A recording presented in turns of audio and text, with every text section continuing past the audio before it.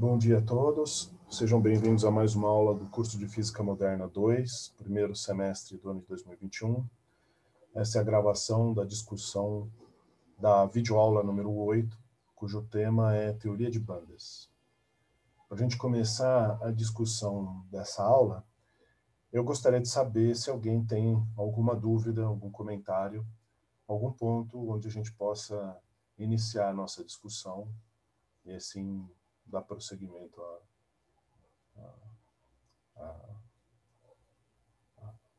ao conteúdo dessa aula.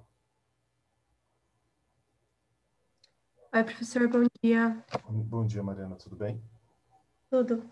Eu fiquei com uma questão, assim, lá no slide 31, Uhum, falar de que a ausência do elétron, né, quando ele vai ser promovido, se comporta como uma carga positiva. uhum, E aí, não sei, fiquei um pouco confusa com essa parte, assim, tipo, eu meio que entendi que o elétron, ele vai estar ocupando um... Eu não sei se eu entendi certo, né? Vou falar o que eu entendi, aí você me ajuda. uhum, Pelo que eu entendi, né? O elétron está ocupando aquele estado quântico, né? E aí, por você estar nessa banda aí, esses estados estão todos um em seguida do outro, né? Eles estão todos contínuos.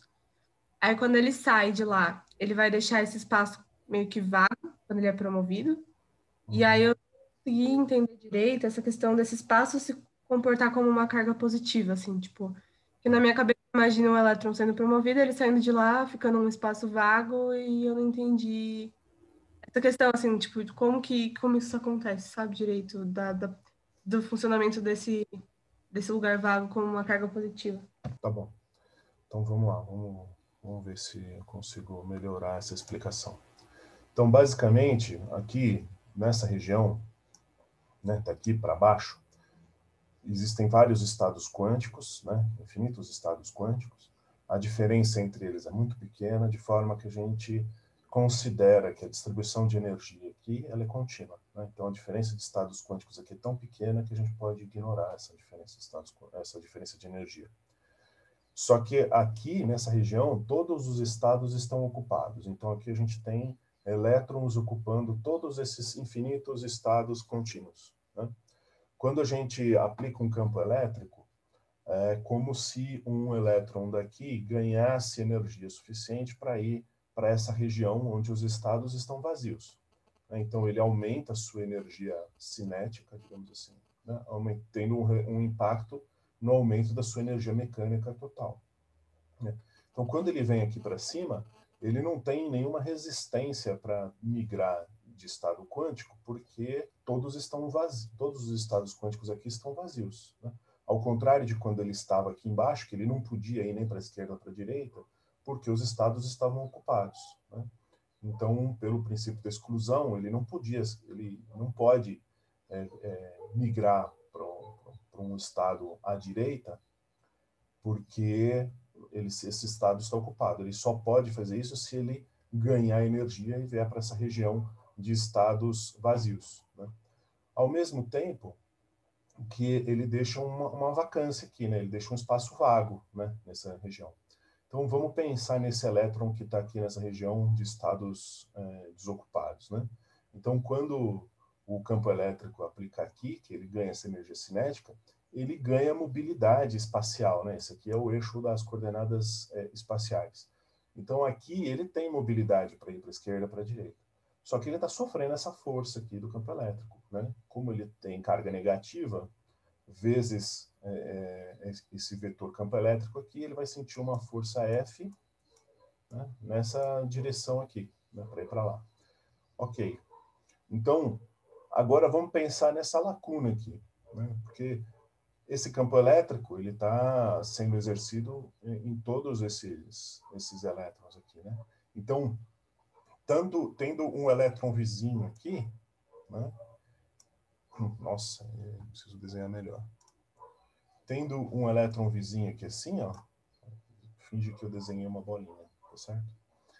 Então, o que acontece? Antes da promoção do vizinho dele para a banda de condução, para essa banda vazia aqui, ele não podia se locomover, porque o estado vizinho dele estava ocupado. Né?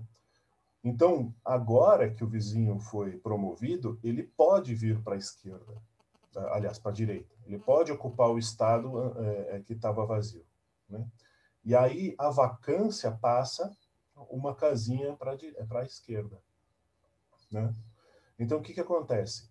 Para efeito de cálculo de aceleração, né, tempo de resposta, essas coisas assim, essa vacância ela se comporta como se ela fosse um elétron, como se ela tivesse a massa do elétron, porque, no fundo, é um elétron que está se movendo, né? Só que a vacância ela vai na direção contrária do que seria a força elétrica para um elétron, né? Então, é como se ela tivesse aplicada sobre ela uma outra força elétrica que tem a mesma magnitude dessa aqui, só que ela tem um sinal contrário, né? Então, é como se ela fosse um elétron com carga positiva, né? Aqui a gente pode lembrar, por exemplo, no curso de eletricidade 2, né, onde a gente via lá a corrente elétrica, a gente via que a convenção da corrente é a direção de propagação das lacunas, né? É a direção de propagação contrária ao movimento dos elétrons. É a mesma coisa aqui. Então, as lacunas, elas fazem esse papel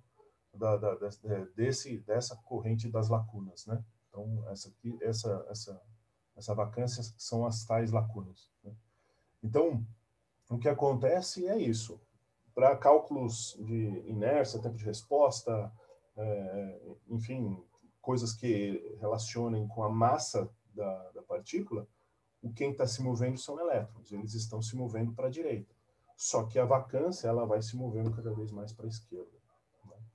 Eu não sei se esclareceu melhor.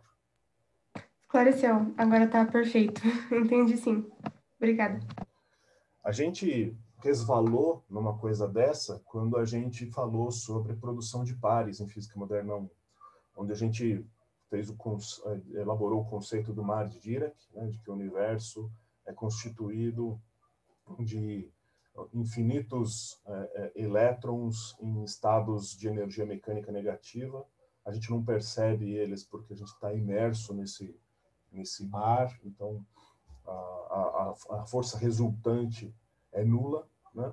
Mas que quando você consegue promover um elétron para um estado de energia mecânica positiva, ele começa a ter efeitos no universo, né? Quer dizer, ele começa a se manifestar, ao mesmo tempo que a lacuna dele passa a se manifestar como um pósitron. A gente meio que elaborou uma coisa análoga a essa quando a gente discutiu a produção de pares. Eu não sei se você se lembra, mas acho que é o terceiro ou quarto vídeo de Física Moderna 1. Lembro sim, professor.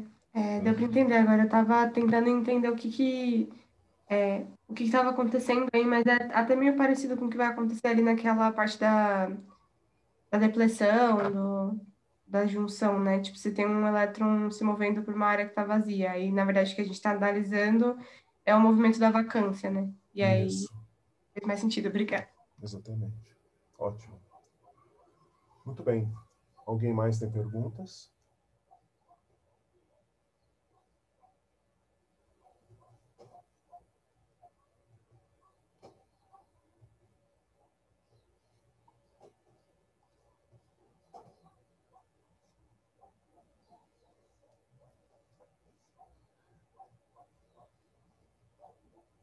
Então, essa é a parte final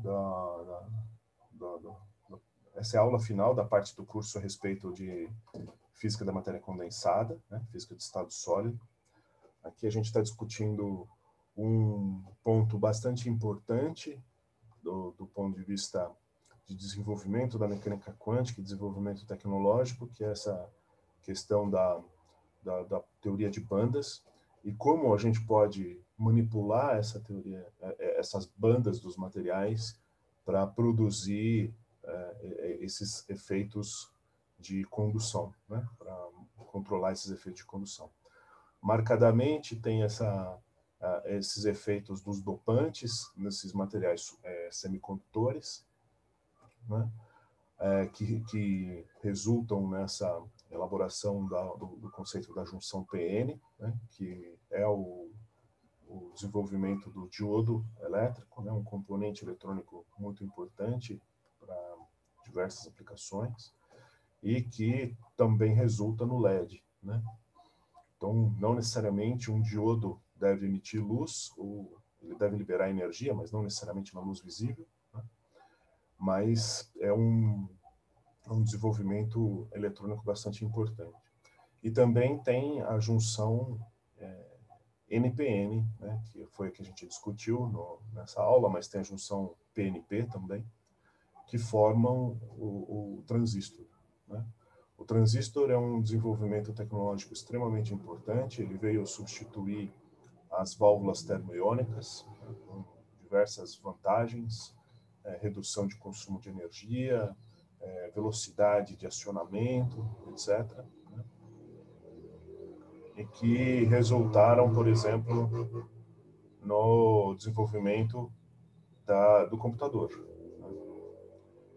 Então, essa é uma parte da física moderna que tem bastante impacto na sociedade, na nossa forma de viver hoje em dia, né? Porque tudo que a gente vai fazer envolve um circuito eletrônico, envolve um circuito lógico, um computador, né? E que é um desenvolvimento direto vindo da física da matéria condensada e da mecânica quântica, né? Aqui tem um exemplo, né, que tem à esquerda a foto do ENIAC. O ENIAC, ele não foi o primeiro computador, tá certo? Ele não foi a primeira máquina de fazer conta, mas foi o primeiro, digamos, case de sucesso, digamos assim, né? Antes dele, tinham protótipos, tinham concepções de máquinas de calcular, mas que não não resultaram em nenhuma aplicação prática, e sim um desenvolvimento acadêmico. O ENIAC foi um computador do que a gente pode chamar de produto final, né, que foi utilizado para fazer contas. A justificativa para construir ele foi para fazer cálculo de balística, né, para uso militar, mas que no final ele acabou sendo usado para diversas outras coisas. Foi aqui nesse ENIAC que foi desenvolvida a primeira linguagem de computador, né? Nesse contexto, diversas personalidades femininas tiveram um papel bastante importante nesse desenvolvimento. E à direita a gente tem o Raspberry Pi. Eu não sei se vocês conhecem, mas esse é um computador numa plataforma open source, né? Que significa que o projeto dele é aberto na internet, visa ser um computador de baixo custo para aprendizado, né? Para fazer kits didáticos de tecnologia e etc. E o Raspberry Pi tem um poder de processamento superior ao ENIAC, né? Tanto em número de cálculos por segundo, quanto você pode ver em tamanho, né? O Raspberry Pi consome infinitamente menos energia, né? E cabe na palma da mão, né? Então, esse é um exemplo do impacto que tem esse tipo de desenvolvimento da mecânica quântica na nossa sociedade.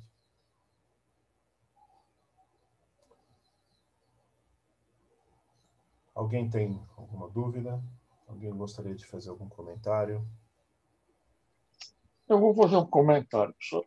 Eu Sim, sim. trabalhei no computador em 1982, por aí.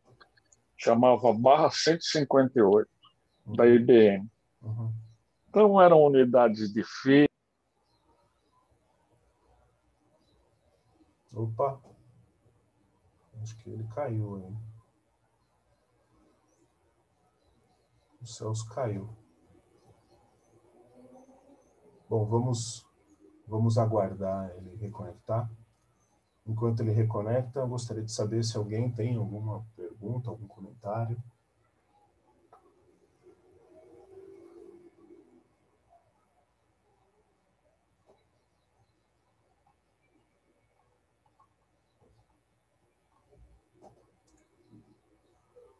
Bom, parece que as minhas aulas estão ficando cada vez melhores, né? Porque não sobram dúvida para nada. Professor, eu acho que a dúvida que eu fiquei foi mais, tirando aquela que eu tirei, né? Foi mais a título de curiosidade, assim, duas coisas. A primeira, a dopagem, né? A gente analisou o efeito da dopagem quando você tenta combinar as dopagens de dois tipos, né? Quando você aproxima materiais que têm dois tipos de dopagem diferentes. Aí eu fiquei com a questão, assim, tipo, do que acontece. Qual o efeito da dopagem só naquele lugar, né? Tipo, se ela influi alguma coisa nas propriedades de condução sem a junção, né? Propriamente dita. E Uhum. eu também fiquei me perguntando aquela parte fala do transistor, né? Que vai falar daqueles sistemas lógicos, matemáticos. Eu fiquei me perguntando como que os inputs e os outputs funcionariam na prática, né? Tipo, é um valor de o que que é esse valor de entrada e saída, né? Tipo, é uma corrente, o que que é, sabe? Tá. Fiquei com essas questões. Então vamos começar pelo efeito da dopagem, né? Então, quando eu estava falando a respeito do... Oi, Celso, você caiu, né? Daqui a pouco eu dou a palavra para você de novo, tá bom? Só vou responder uma pergunta da Mariana aqui, e aí eu passo a palavra para você. Quando eu estava discutindo aqui atrás a diferença entre condutor, semicondutor e isolante, principalmente nesse slide aqui, fica um pouco mais claro de que, por exemplo, um condutor é aquele material que conduz eletricidade. O isolante é aquele que não conduz eletricidade. E o semicondutor é um material que vai conduzir dependendo da temperatura dele, né? Então, a uma determinada temperatura T, enfim, depende de cada um dos materiais, você tem uma distribuição de Fermi-Dirac, que está aqui mostrada à esquerda, que resulta numa probabilidade de tunelamento do elétron vindo da banda que está ocupada, na banda de valência para a banda de condução, e aí o semicondutor se torna condutor. Abaixo dessa temperatura, não tem condução, então ele é um isolante, né? Então veja que isso depende, essa temperatura depende desse gap aqui, do tamanho desse gap. Aí o que acontece? Quando você tem o semicondutor extrínseco, quando você põe esses estados artificialmente aqui, né? No tipo P, você está colocando vacâncias aqui. No tipo N, você está colocando elétrons aqui. Então, o que significa é que você está reduzindo a distância, né? Então, aqui você tem elétrons ocupando estado e aqui você tem vacâncias, né? Livres. Então, você está reduzindo esse gap para essa distância aqui, ó, né? E aqui é a mesma coisa, você está reduzindo esse gap, que é aqui, por esse gap aqui, né? Porque aqui tem elétrons e aqui tem estados vazios, né?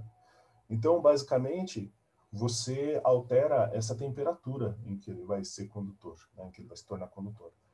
No entanto, veja que aqui você tem uma infinidade de elétrons e aqui você tem alguns elétrons, né? Então, a propriedade de condução dele vai ficar, de certa forma, alterada, né?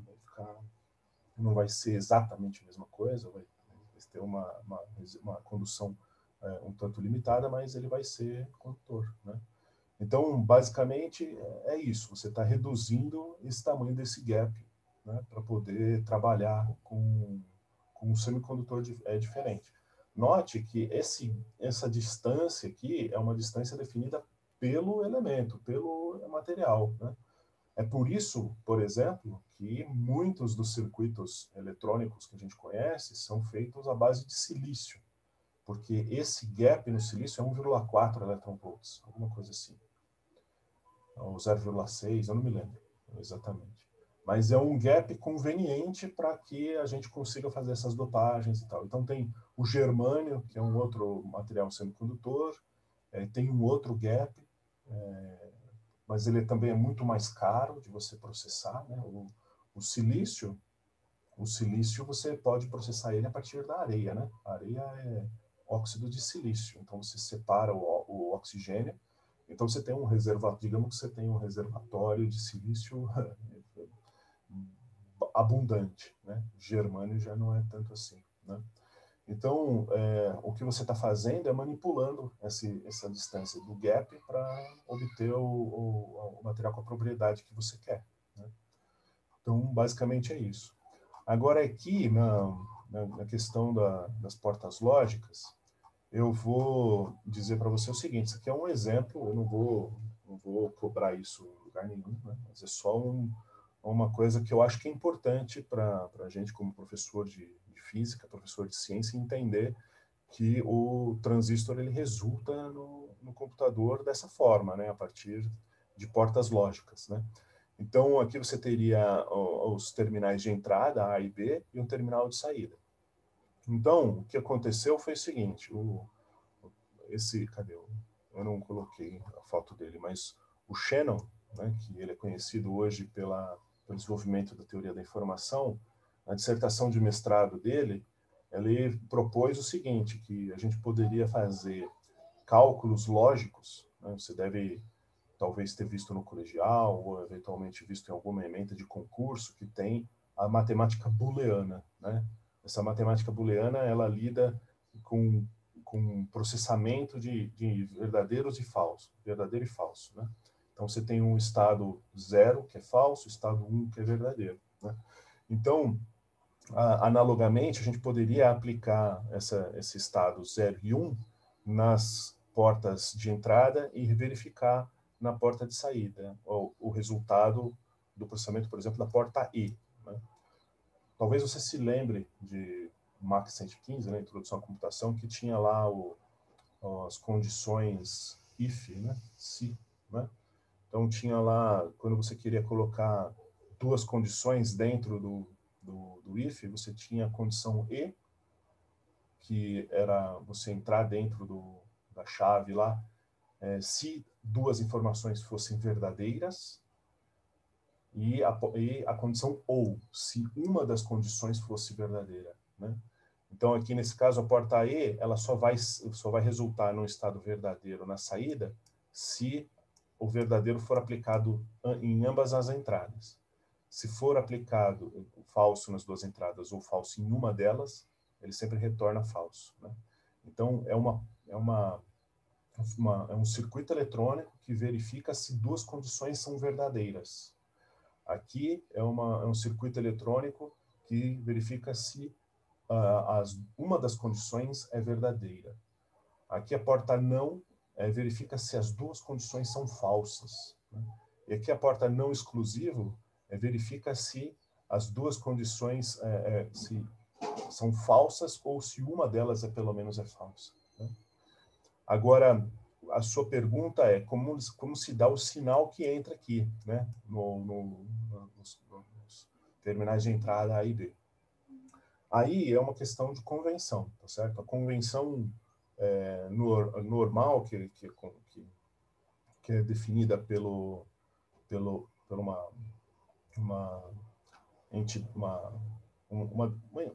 instituição que define padrões nos Estados Unidos, né?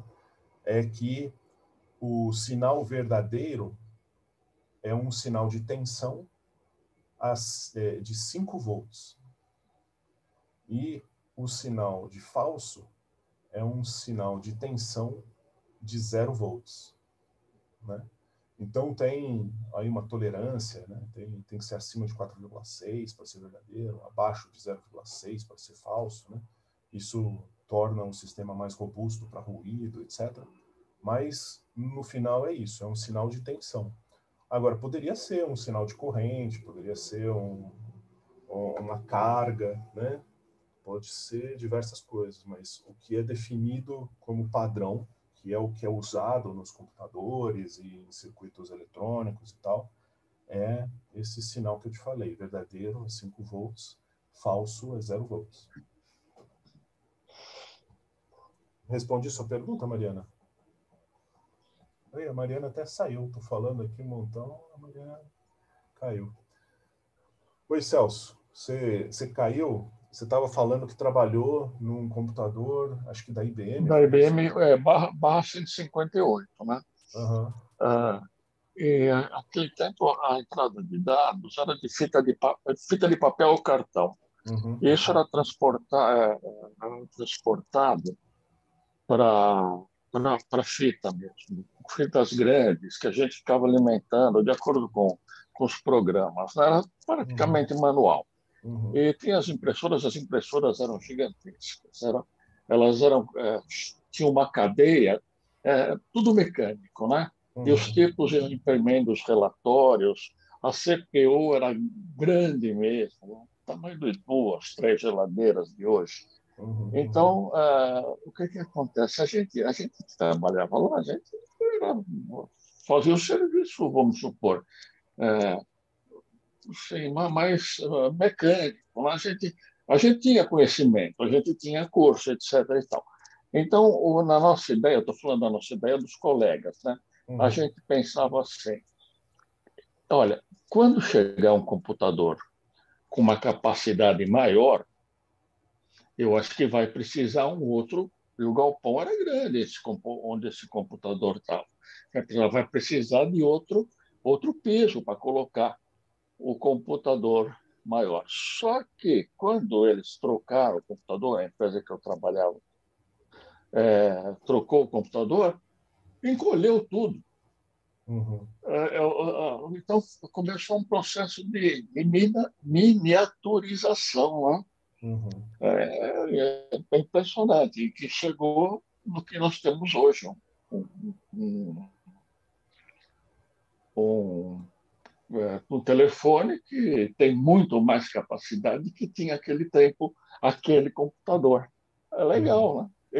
A gente que viveu essa experiência aí fica assim sobressaltado como que a coisa aconteceu e quão rapidamente aconteceu. Exato, exatamente. É uma coisa, é uma mistura de desenvolvimento tecnológico. Quer dizer, isso aconteceu, essa mudança aconteceu justamente no desenvolvimento dessa física que nós estamos estudando hoje, né? Então, conforme foi se descobrindo novas coisas, já se foi aplicando e assim resultando numa miniaturização cada vez maior. Mas também muito impulsionado pelo fato de que existe um interesse econômico e militar nesse desenvolvimento, né? Talvez, se não fosse um desenvolvimento com interesse econômico tão apelativo, talvez tivesse demorado um pouco mais, digamos assim, né? Mas existia uma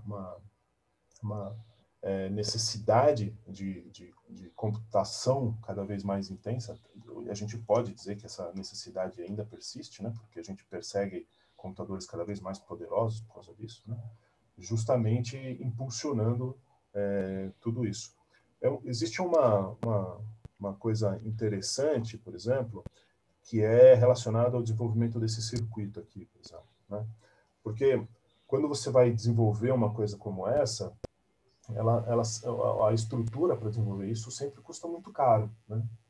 Então, por exemplo, teve uma empresa que, para baratear o preço do transistor, começou a produzir rádios a pilha, porque a intenção era produzir em massa um dispositivo que a população pudesse comprar massivamente, que gerasse um lucro muito grande, para que você pudesse habilitar o transistor para você aplicar, por exemplo, num míssil ou num desenvolvimento militar ou coisa desse tipo, né? Então, esse tipo de estratégia também barateou extremamente o custo dessas coisas e impulsionou novos desenvolvimentos que foram gerando coisas cada vez menores, né? Então, é uma, uma história fascinante do impacto da mecânica quântica na sociedade. Quer dizer, a gente não consegue pensar como seria a nossa sociedade sem esses desenvolvimentos hoje em dia, né? Ok, professor. Obrigado. Eu que agradeço o seu comentário. Mais alguém tem algum comentário a fazer?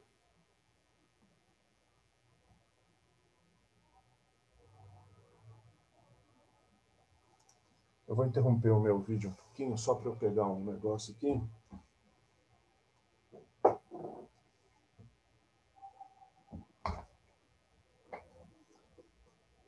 Se alguém quiser fazer um comentário, fique à vontade, por favor. Ok, retornando o vídeo. ver se volta mesmo. Vocês estão me vendo? Não? Já voltou, Thiago. Já voltou? Sim, Ótimo. estamos vendo. Tá, então, eu não sei se vocês conhecem esse livro. Estão vendo o livro? Einstein, Sua Vida, Seu Universo, de Walter Isaacson. Né? Esse é um livro, uma biografia do Einstein, bastante recente. Dizem que é muito boa. Eu ganhei de aniversário, mas ainda não consegui ler. Mas eu estou mostrando esse livro porque esse cara aqui, o Walter Isaacson, é um biografista bastante famoso. Ele fez uma biografia do Leonardo da Vinci também. Mas tem um livro dele que é menos conhecido, que é esse aqui, Os Inovadores. Esse é um livro que eu indico fortemente a alunos de física, professores de física. Eu li, fiz diversas marcações aqui, ó, como vocês podem ver. Ele conta essa história do desenvolvimento da computação, conta em detalhes o desenvolvimento do ponto de vista histórico, tá certo? Não tem nenhuma elaboração científica ou de modelo físico nesse livro. A respeito da história do desenvolvimento do computador, né, dessa transição entre um computador mecânico e um computador eletrônico. E também o livro termina no desenvolvimento da internet, né, das mídias sociais, etc. É um livro extremamente interessante. Ele começa lá na Ada Lovelace, desenvolvimentos conceituais a respeito de máquinas de calcular, passa pelo Alan Turing, né, na formalização do conceito de uma máquina de calcular, né, essa questão da proposta da dissertação de mestrado do Shannon, a respeito do processamento de informações lógicas, né? E também passa pela essa história da criação do transistor, que, enfim, é uma história importante, mas também tem, como é que eu posso dizer?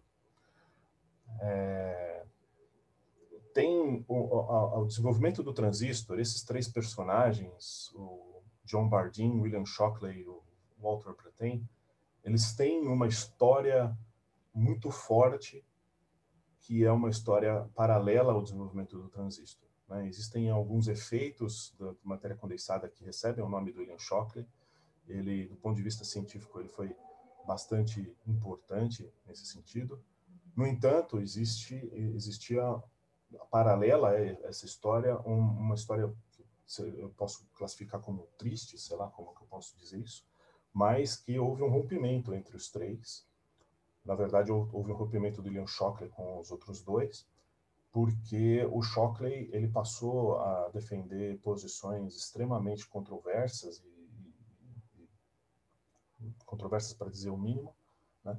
O William Shockley ele foi um cientista que defendeu ideias de eugenia, etc. Uma história bastante que incomoda, né? Incomoda a gente quando a gente ouve esse tipo de coisa. Existem entrevistas na internet gravadas dele com as suas teorias malucas, enfim, e que marca esse desenvolvimento tão importante com uma coisa tão, sei lá, nas minhas palavras, na minha limitação de vocabulário, eu diria deplorável, né, por parte do William Shockley.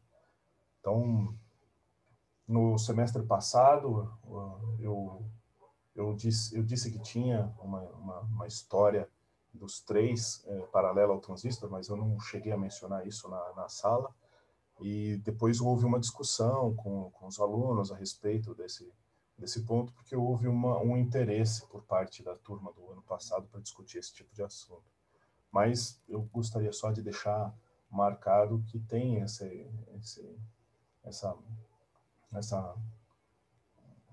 parte da história, da ciência, que não é, digamos assim, amplamente discutida, mas que deveria ser mais resolvida entre a comunidade científica. Bom, fiz a sugestão aí do livro Os Inovadores. Eu não sei, alguém gostaria de falar alguma coisa?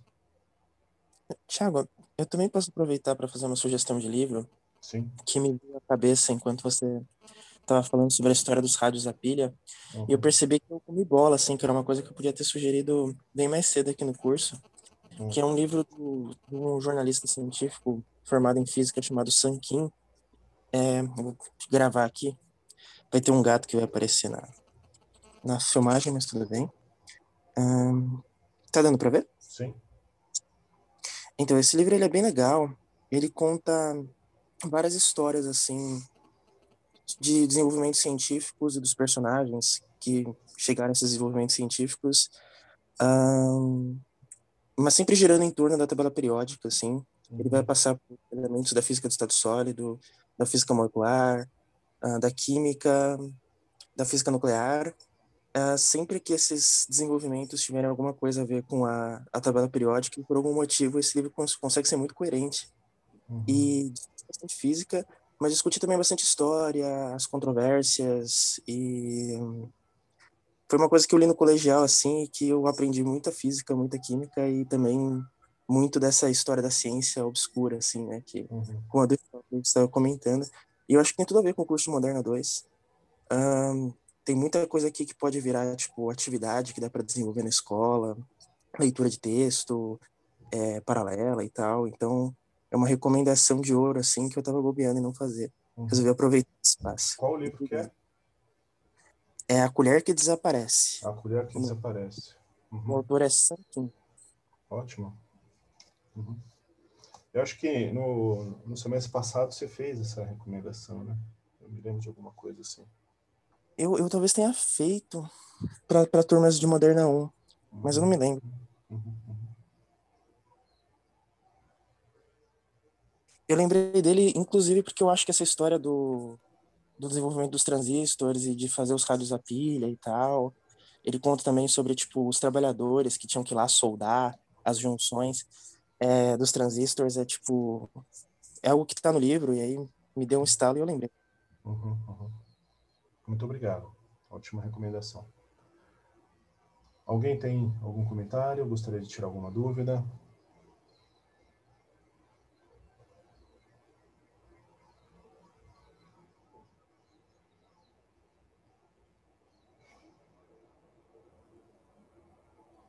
Professor, Sim? aquela parte da banda, eu não sei se aconteceu entre atrasado, a gente calcula para todo. Aquilo é dado matematicamente, a teoria da banda, e aí eu pego o silício, eu consigo aquele desenho, para cada material eu consigo plotar um desenho ou não? Ou é uma coisa genérica que a gente usa para identificar como que aconteceria a corrente elétrica num circuito? Ou para dizer como que aconteceria a condução, por exemplo, dentro de um condutor? Ah, não, Ou é não? possível de calcular sim. Esse gráfico aqui, ó, quer ver? Deixa eu ver se tem nessa aula, né? Porque pode ser que não tenha nessa aula aqui. Vamos ver. Esse gráfico aqui, ele é possível de se calcular com métodos parecidos com aquele do Hartree-Fock, né? Especificamente, teoria da densidade funcional é a teoria que lida com esse tipo de coisa, né? Então, por exemplo, no IFUSP tem grupos que trabalham com isso, tem um grupo do professor Caetano, né, que é o professor Adalberto Fázio, né? Tem também o grupo da professora Lucy, acho que é. Enfim, tem 2 ou 3 grupos no IFUSP que trabalham com teoria da densidade funcional, que é justamente a extensão da mecânica quântica, né? Uma mistura entre mecânica quântica e física computacional para poder calcular essas figuras como essa daqui, né? E é claro que nesse caso aqui é silício. Silício é um material amplamente utilizado, esse problema já foi resolvido há muito tempo, né? E o que eles fazem hoje em dia é calcular esse tipo de estrutura eletrônica para novos materiais, para novos dispositivos semicondutores, né? Você calculando fazendo esse tipo de cálculo, você consegue fazer, por exemplo, estimativas de força da ligação metálica, né, dessa formação de sólidos. né? E aí entra numa outra questão que é simulação em multiescala, né? Você vai lá, simula essa ligação molecular, dessa ligação molecular você diz qual é a força dessa ligação, e aí você extrapola qual vai ser a propriedade do material fisicamente, macroscopicamente, né? E aí você usa essa propriedade para calcular qual seria a deflexão do material, etc. Teve um seminário do professor Caetano recentemente, onde ele mostrou um exemplo muito interessante, onde ele usou algoritmos de machine learning para fazer combinação de materiais. Ele achou uma combinação que era interessante lá para a aplicação dele. Ele fez o cálculo desse tipo de coisa aqui com densidade, teoria da densidade, do funcional da densidade, aliás. Desculpa se eu falei errado aqui. Em inglês é Density Functional Theory. Em português é teoria do funcional da densidade. Então, ele pegou essa combinação de materiais que ele encontrou com o machine learning, fez a simulação, calculou qual seria a propriedade macroscópica desse material, e aí ele basicamente idealizou um implante ósseo, e depois fez a simulação mecânica desse implante ósseo, se ia ter propriedades análogas à propriedade mecânica dos ossos, etc., se poderia ser ou não utilizado como um material para substituição óssea, por exemplo. Do ponto de vista mecânico, né? Não do ponto de vista de aceitação biológica, né? Mas do ponto de vista mecânico. Então, sim, é possível se fazer esse tipo de cálculo. Veja que essas figuras que eu tenho discutido no curso, eles são fatias dessa figura mais geral aqui, né? Então, nesse caso aqui, dessa linha pontilhada, você tem essa fatia, né? Aqui seria os estados dos elétrons dentro do material, né? Aqui seria esse eixo X, aqui seria a posição do elétron no material. Mas esses caras que eu tenho discutido na aula é um corte, é um recorte dessa figura, que é nessa distância interatômica, nesse caso do sódio, né, de 3,67. Então, o que é essa distância? É a distância que os átomos de sódio ficam à temperatura ambiente. Então, como esse material se comporta à temperatura ambiente. Se você congela ele, essa distância tende a diminuir, se você esquenta ele, tende a aumentar, e aí isso explica diversas propriedades, a dependência de propriedades eletrônicas e mecânicas com a temperatura, etc, etc. Então, sim, é possível fazer essa simulação, esse cálculo, mas é um cálculo com custo computacional muito grande, né? Então, são meses de cálculo, semanas de cálculo em supercomputadores, etc. Ah, bacana, professor. Eu pensei que eu não tinha. Então, realmente, eu acho que isso não foi posto, eu acho que na apresentação em detalhes, né? Isso que eu não tinha entendido. Uhum. Se realmente a gente conseguia fazer o cálculo e saber se por exemplo, pela conta, né? Claro que a gente já sabe, já analisou o material, a gente já conhece muito esses materiais da tabela periódica, se ele é condutor, se ele é isolante, né? Se a gente levaria, isso é interessante, que eu acho que o curso começou a ficar bem legal agora de novo, essa parte que traz essas coisas práticas, eu gosto bastante. E aí sim, né, se essa coisa convergiria, né? Então, se um material que eu conheço e eu sei que ele é semicondutor, e aí se na conta lá eu consigo plotar essas bandas e se isso seria coerente com aquela característica do material que eu já conheço, né? Que eu testei, né, no laboratório, na fábrica, nas coisas e delimitei algumas propriedades. Uhum, uhum. Eu queria perguntar outras coisas, mas eu acho que eu não posso, eu estou no meio de uma aula, eu preciso voltar aqui para o meu trabalho. Enfim. Mas tá bom, professor, obrigado. Eu estou gostando bastante, eu tinha desanimado um pouco, e eu achei que depois da aula 6, tipo, tá ficando bem legal de novo, porque tá relacionando, né, com coisas que a gente conhece, e, enfim, tá dando um pouco mais de vida para a coisa. Tá legal. Legal, que bom. Que pena que deu uma caída, mas que bom que está recuperando. Eu não comentei muito essas coisas na aula, porque são coisas, enfim, são coisas que que são bastante rebuscadas, né, desenvolvimentos que a gente está falando de coisas atuais, né, de desenvolvimento atual. Como eu disse em algum ponto no curso, o que eu tento fazer é uma ligação entre o que a gente chama de física moderna, que é essa física do século XX, com a física que eu chamo de contemporânea, que é aquela que está rolando dentro dos laboratórios, né, aquilo que está sendo desenvolvido dentro dos laboratórios. Então, tem grupos de pesquisa teóricos que são especialistas nesses cálculos, né? Eu não quero deixar a impressão de que esse pessoal aí, por exemplo, fica calculando a banda de silício. Não é isso. Isso já foi feito, né? Esse pessoal que está fazendo é calculando bandas de outras misturas de materiais para achar novos materiais semicondutores, novos materiais supercondutores, né? Então, é uma outra coisa já, né? A gente está falando do desenvolvimento fundamental, mas o que se faz no laboratório já ultrapassou isso e muito. Marcadamente, tem no meu canal do YouTube, tem, acho que linkado, nos seminários, o colóquio que eu dei na Universidade Federal Fluminense, onde lá eu discuto técnicas de caracterização de materiais, mas logo no comecinho eu falo da importância dos materiais, né? Então, o desenvolvimento civilizatório, a gente pode dizer que teve a idade da pedra, a idade da cerâmica, a idade do aço, né? Antes da idade do aço teve a idade do ferro, né? A idade do cobre. Então, basicamente, existem vários estágios civilizatórios que a gente pode caracterizar por um material que define a tecnologia do momento, né?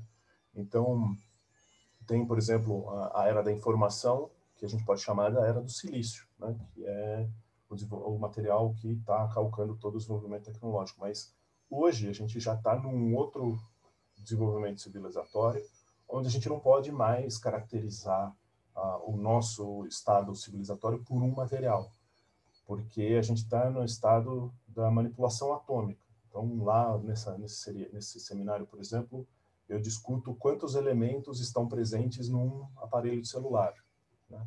Então, basicamente, toda a tabela periódica, uma grande parte da tabela periódica, está participando de alguma forma no celular, seja na bateria, seja na tela sensível ao toque, seja nos condutores, seja nos materiais semicondutores, os isolantes, tá? Então, não é que eles estão lá por algum processo errado de filtragem. Não, eles estão lá participando ativamente de algum processo no aparelho celular, né? Então, basicamente, que eu argumento lá naquele seminário é que justamente a gente está na era da manipulação atômica.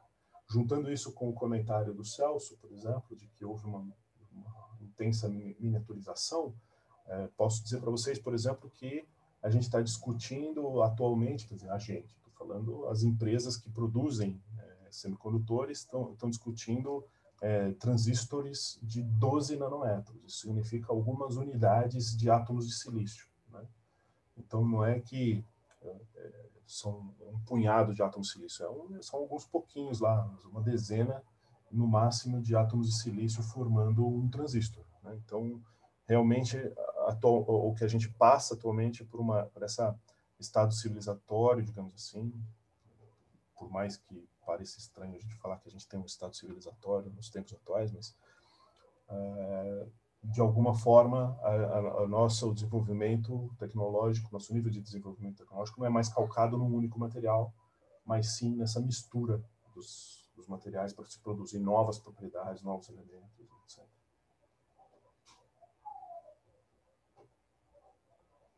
Mais alguém tem alguma dúvida, algum comentário?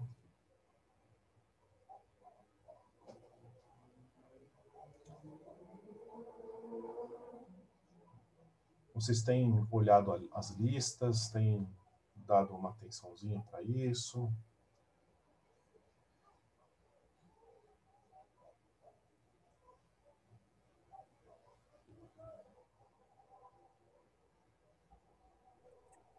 Posso falar com o monitor que o pessoal vem nas monitorias discutir exercícios da lista, então... Que bom. O pessoal... Que bom, fico contente. As listas são complementares ao curso, viu, pessoal? Acho que para dar uma olhadinha na lista, ver um ou outro exercício lá, tá bom?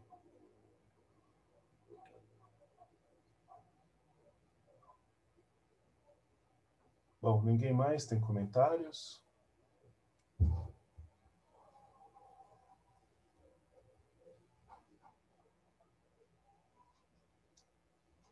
Bom, como eu falei no começo, a audiência das aulas síncronas tem caído cada vez mais.